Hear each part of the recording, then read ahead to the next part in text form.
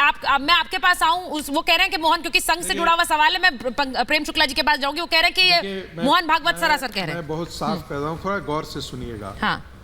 मोहन भागवत जी ने सिर्फ इतना कहा था कि जो आरक्षण दिया जाता है उसकी समीक्षा होनी चाहिए। बहुत सारे ऐसे लोग हैं जिनको आरक्षण का लाभ नहीं मिला है। कई ऐसी जातियां हैं जो आरक्षण के लाभ ले चुके हैं और बहुत सारे वही ओबीसी के अंदर हैं जिनको नहीं होता है। यदि एकेडमिक डिस्कोर्स पढ़िएगा तो मैं आपको बता दूं, हमारे विद्वानों में भी लोग कहता है there should be reservation within the community also, क्योंकि एक बार आप लाभ ले चुके हैं तो आप उसी समुदाय से बिलोंग करते हैं, उसके दूसरे लोगों को भी आरक्षण का लाभ मिलना चाहिए। कहीं भी उन्होंने नहीं कहा था, और मैं तो उस दिन जो है उसके अगले दिन जिस दिन निकला था मैं झंडे वाला में ही था, कभी नहीं कहा राष्ट्रीय स्वयंसेवक संघ ने।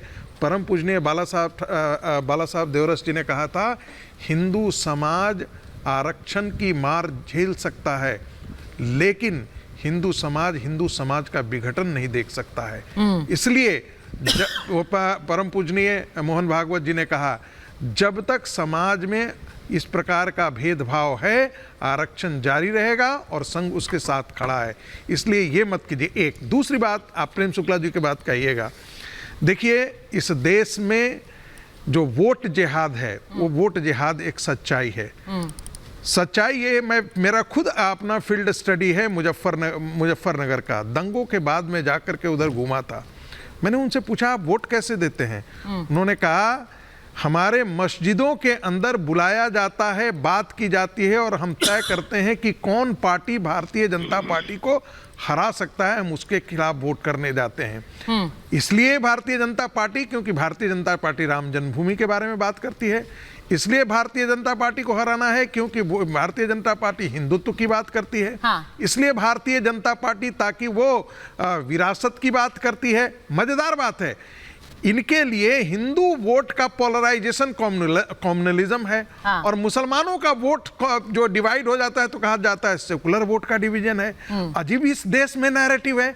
जिन लोगों ने धर्म के नाम पर इस देश का विभाजन किया वो इस देश में रिजर्वेशन की मांग करते हैं, जिनके लिए एक अलग देश दे दिया गया, और वो भी आज आने बचे हुए देश में कहते हैं कि हमारे लिए रिजर्वेशन है। कर्नाटक में आप रिजर्वेशन देते हैं, आंध्रा में रिजर्वेशन देने का प्रयास करते हैं, समाजवादी पार्टी उत्तर प्रदेश में रिजर्वेशन। मेरी एक और बड़ी चिंता है प्रेम शुक्ला जी, मैं आपके पास आ रही हूँ संजय सरकार जी, दुष्यंत जी के पास ही जाना है। प्रेम शुक्ला जी, मुझे एक और चीज लगती है, आप वोटर का मन क्या धमकी से तय कर देंगे?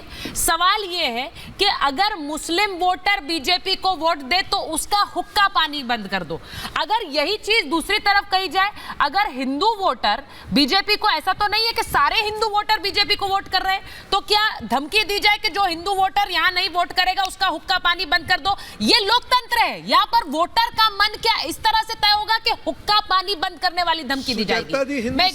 वो भी नहीं सकता, मैं बता रहा हूँ। मैं एक बार प्रेम शुक्ला, फतवा की संस्कृति है ही नहीं हमारे। प्रेम शुक्ला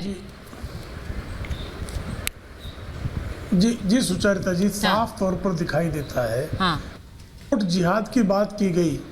जिन लोगों ने इस देश में जिहाद के नाम पे खून खराबा किया, बमकांड किए, आतंकी घटनाएं की, हिंदुओं का नरसंहार किया, उन लोगों ने कालांतर में लव जिहाद किया, और उस लव जिहाद को, खूनी जिहाद को भी कांग्रेस का और सेकुलर दलों का समर्थन रहा।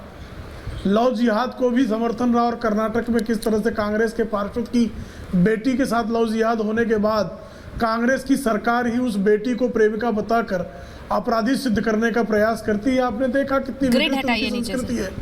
और अब ये वोट जिहाद की बात, तो वोट जिहाद कोई आज से शुरू नहीं है, वोट जिहाद लंबे समय से चल रहा है। जब आप कहते हैं हुक्का पानी बंद कर दो, ये सिर्फ हुक्का पानी बंद करने की बात नहीं है।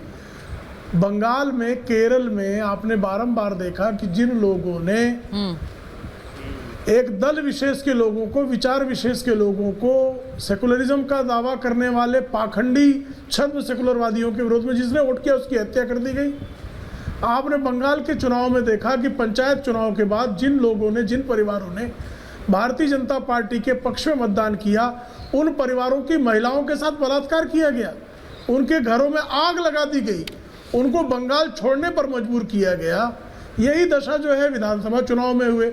अब ये पूरे देश में करना चाहते। बंगाल का जो पायलट प्रोजेक्ट था, उस पायलट प्रोजेक्ट को सलमान खुर्शीद की भतीजी, अखिलेश यादव के समर्थक, कांग्रेस के नेता, तमाम कम्युनिस्ट पार्टी के लोग, आरजेडी जैसे लोग ये चाहते हैं कि इस देश में जो भारतीय जनता पार्टी को मतदान करे, उनकी बहन बेटियों पर बलात्कार करने वाला जो मॉडल बंगाल का है वो लाया जाए, उनकी हत्या का मॉडल लाया जाए, उनके ऊपर जो उनका हुक्का पानी बंद करना। हुक्का पानी बंद करने का क्या मतलब होता है? हुक्का पानी बंद करने का मतलब होता है कि आपको समाज से बहिष्कृत कर दिया जाए। Exactly. तो जो समाज से बहिष्कृत करने के काम करते हैं और उस पर जिस तरह का ये चुप्पी साधते हैं, ये लोग, क्या लोकतंत्र में इनका कोई भरोसा है? ये जिहादी शक्तियां हैं, ये वही शक्तियां हैं जिन्होंने इस देश को बांटा है, ये वही शक्तियां हैं जिन्होंने इस देश के मंदिरों का ध्वंस किया है, ये वही शक्तियां हैं जिन्होंने तलवारों के बल पर जो है हिंदू बहन बेटियों का बलात्कार करके उनको धर्म परिवर्तन किया है। और आज जिनके वंशजों पर बलात्कार हुआ, आज वही जो है जिहादी बनकर पूरी तरह से हिंदू समाज को नष्ट करने का काम 1947 में एक प्रयत्न हुआ और भारत का विभाजन करके पाकिस्तान में जो हिंदू बचा था, सिख बचा था, बौद्ध बचा था, जैन बचा था, उसका धर्मांतरण कितनी क्रूरता के साथ किया गया। डॉक्टर बाबा साहब आम्बेडकर यही बात कर रहे थे। डॉक्टर बाबा साहब आम्बेडकर ने 1951 में, एक 10 सेकंड और, 1951 में उन्होंने जब शेड्यूल कास्ट फेडरेशन के अध्यक्ष के रूप में जब वो चुनाव लड़ रहे थे, तो उन्होंने चुनाव के मंच से कहा कि ये कांग्रेस पार्टी जो है, पंडित नेहरू जो है, वो मुसलमानों को सिर पर चढ़ा रहे हैं और अनुसूचित जाति जनजाति को कोई हक नहीं देना चाहते। और 1961 में उनकी बात सही हुई जब जवाहरलाल नेहरू ने पत्र लिखकर सारे मुख्यमंत्रियों से कहा कि आरक्षण वापस लिया जाए। और इन्होंने आंध्र प्रदेश में जिस तरह से आरक्षण छीनकर मुसलमानों के जबड़े में डाला, जिस तरह से कर्नाटक का आरक्षण छीना गया, ये षड्यंत्र है कि आज जो है हमारे यादव भाइयों का, हमारे प्रजापति भाइयों का, निषाद भाइयों का आरक्षण छीनकर बकरी चोर आजम खान। सीधी बात ये है कि एक वर्ग को आप किसको वोट दे, लोकतंत्र में ये वोटर खुद तय करता है। आप सभाएं कर सकते हैं, आप वोटर के मन को प्रभावित कर सकते हैं दुष्यंत जी, लेकिन आप क्या ये कहेंगे कि अगर आप वहां जाएंगे, वोट करेंगे तो आपका हुक्का पानी हम बंद कर देंगे? ये सीधे सीधे धमकी है। और क्या ये धर्म के आधार पर काम नहीं, धर्म पर वोट दो, और ये इस धार्मिक धमकी से ही हराएंगे नरेंद्र मोदी को? देखिए, ना तो ये इंडिया अलायंस का एजेंडा है, ना इंडिया अलायंस के किसी नेता ने कहा है, ना फर्रुखाबाद के प्रत्याशी ने कहा है। तो उनके लिए सभा कर रही थी वो वहीं पे। अरे भाई साहब, किसको कौन, किसकी भतीजी, किसका भतीजा, ये कोई इंडिया अलायंस का नैरेटिव तय नहीं करते, उसका पक्ष नहीं रखते। जिनके विषय पे, जिनके शब्दों के ऊपर आपने इतनी बड़ी डिबेट खड़ी कर दी, सिर्फ उनका बयान नहीं है। दुष्यंत जी एक मिनट, आपने शायद सुना नहीं। ये ठीक है, सुन लीजिए मेरी बात। पार्टी इंडिया अलायंस का आप इनको इग्नोर कर दीजिए, गारंटियां हैं, आप इनको इग्नोर कर दीजिए। सपा के साथ आपका गठबंधन है कांग्रेस पार्टी का। जियाउर रहमान बर्क क्या कह रहे हैं कि अतीक और मुख्तार की मौत की कुर्बानी को याद करके वोट दीजिए। ये वाला बयान गले उतर रहा है आपके?